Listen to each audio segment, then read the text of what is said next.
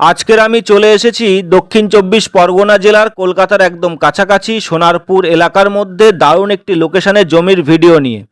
গঙ্গা জোয়ারা মোড় থেকে মাত্র 2 মিনিট সময়ের মধ্যে পিচ রোডে 3 নম্বর প্লট, 12 ফুট রাস্তার পাশে 29 ফুট ফ্রন্ট নিয়ে 6 কাঠা 4 ছটাক জমির একটি ভিডিও আপনাদের সাথে শেয়ার করব। শান্ত ও নিরিবিলি সুন্দর মনোরম পরিবেশ সম্পূর্ণ হিন্দু এলাকার মধ্যে পেয়ে যাবেন এই 6 কাঠা 4 ছটাক জমিটি।